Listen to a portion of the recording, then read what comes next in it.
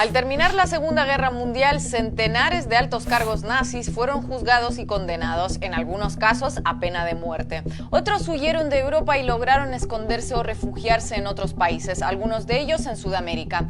Hasta ahí la historia oficial. Pero como saben bien, las historias oficiales suelen tener mucho más de oficiales que de historia. O como en este caso concreto, solo cuentan una parte, la más conveniente. Desde 1945, los libros de la escuela, las películas y los medios se han encargado de reforzarnos esta versión parcial y cómoda sobre el destino de los jerarcas nazis. En este video les hablaremos de la otra cara de esta historia, que no es ni más verdadera ni menos que la otra, pero de lejos mucho menos conocida. Y como extra les contaremos por qué sigue siendo importante más de 75 años después. Ahí les va.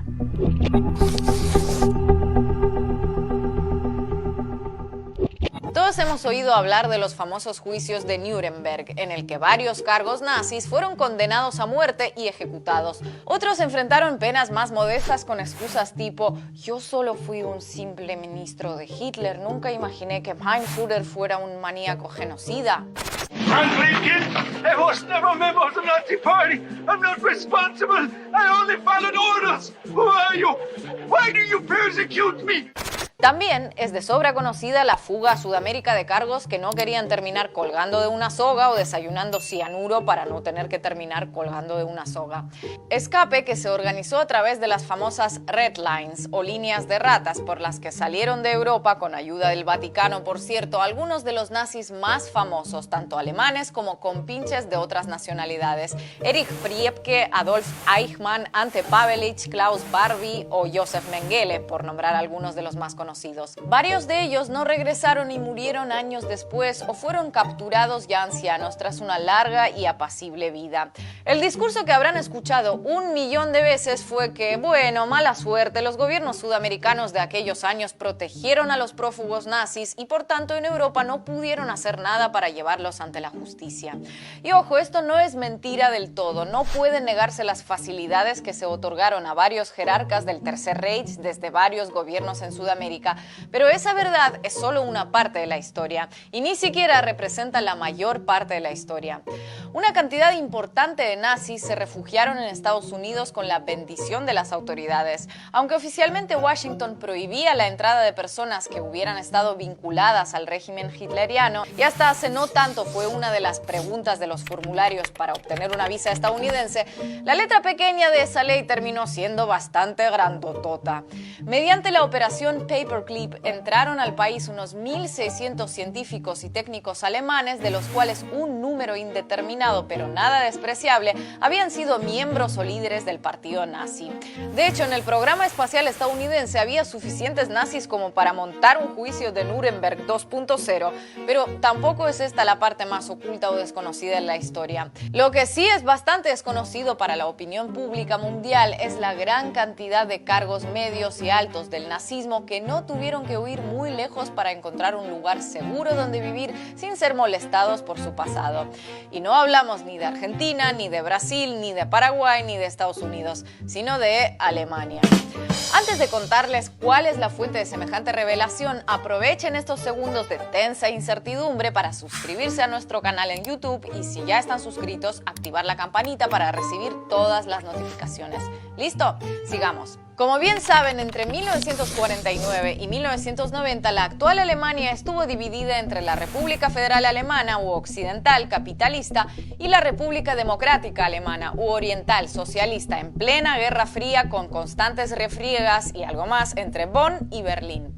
Una de las más sonadas, hoy convenientemente olvidada, fue la publicación del llamado Libro Marrón: Criminales de Guerra y Nazis en la República Federal, en el gobierno, los negocios, la administración, el ejército, el poder judicial y la ciencia. En las casi 400 páginas, tras tan prometedor título, Albert Norden, un periodista comunista, expuso los nombres de miles de jerarcas nazis que ocupaban cargos importantes en las altas esferas de la República Federal Alemana en la década de 1960, cuando se publicó.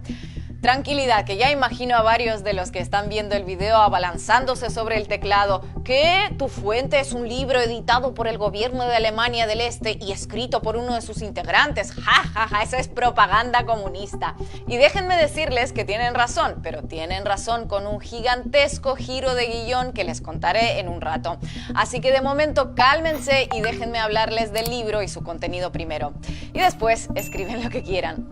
En sus primeras 3 ediciones, el libro marrón, así llamado por el color del uniforme de las fuerzas paramilitares de Hitler, enumeró con nombre y apellidos y adjuntando documentos como prueba los rangos que ostentaron en las SS y demás aparatos del nazismo más de 2000 funcionarios de la Alemania occidental, la gran mayoría por aquel entonces en activo. Y no se crean que se trataban de cargos sin gran importancia jerárquica como contables o gerentes de recursos humanos, no. Hablamos de 15 ministros y secretarios de Estado, 100 generales y almirantes de las Fuerzas Armadas, 828 jueces, fiscales estatales y altos funcionarios judiciales, 245 funcionarios destacados del Ministerio de Asuntos Exteriores y 297 altos cargos de la policía y el servicio de inteligencia.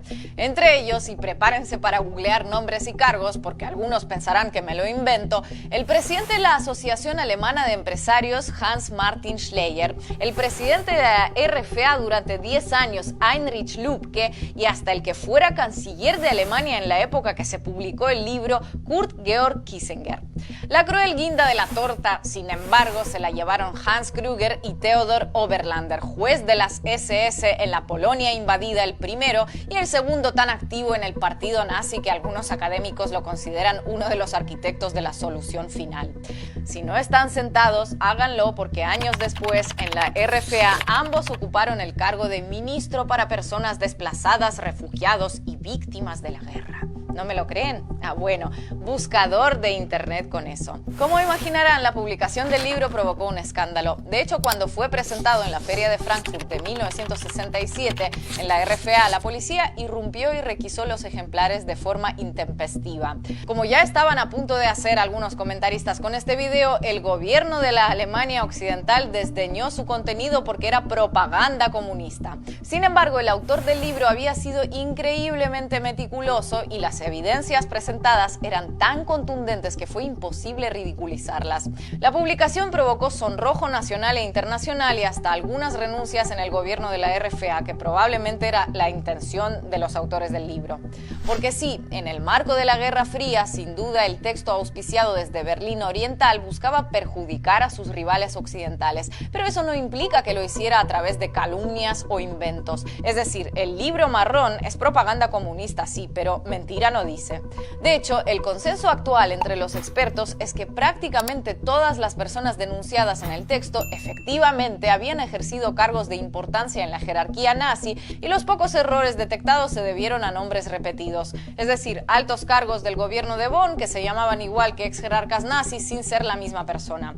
Con el paso de los años se fueron confirmando más y más de los miles de casos denunciados por Albert Norden. Otros estudios posteriores a la reunificación, cuando el autor del libro marrón tenía 30 años fallecido, como una investigación del propio Parlamento alemán publicada a fines de 2011 con muchas reticencias ante la presión de algunos partidos, siguieron confirmando nombres y sumando otros nuevos. Semejante cantidad y calidad, en el mal sentido, de nazis reciclados en altos funcionarios de la RFA demuestra dos cosas.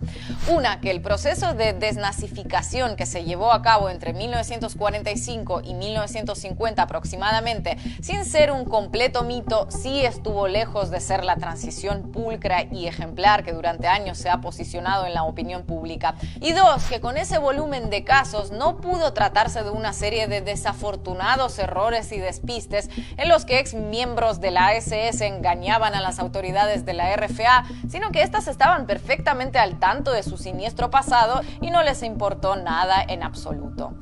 De hecho, colaboraron activamente en ocultarlo. Cuando poco después de la derrota nazi llegó la Guerra Fría al panorama europeo, en varios círculos de poder los crímenes del nazismo comenzaron a verse como no tan criminales ante la presencia soviética en la región. De preparar sogas en Nuremberg se pasó a autoconvencerse de que, bueno, este ex alto cargo de la SS cometió crímenes espantosos y no pagó por ellos.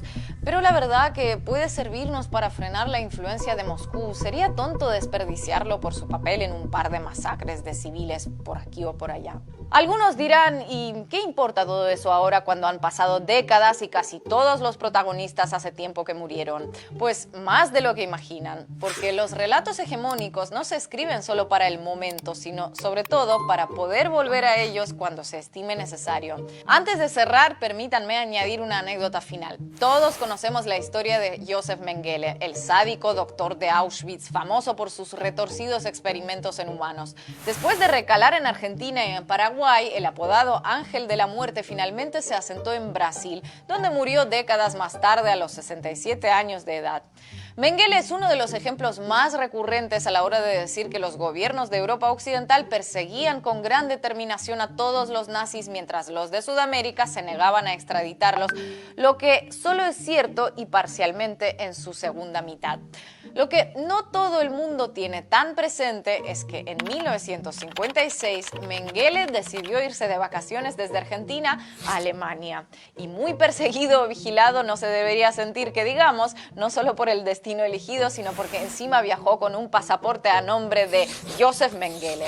Durante la visita a su patria, por lo que se sabe, el único que parecía no estar al tanto de su verdadera identidad fue su hijo pequeño, al que la familia presentó como el tío Fritz.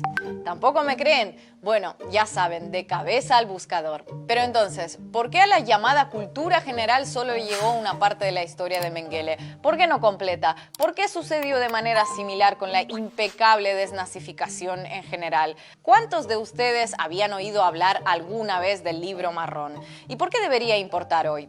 Pues porque hoy, aunque ya no existe una confrontación entre dos grandes bloques ideológicos, el relato hegemónico sobre la Segunda Guerra Mundial y el papel que jugó cada potencia antes, durante y después del conflicto siguen siendo usados como arma política y mediática en pleno siglo XXI.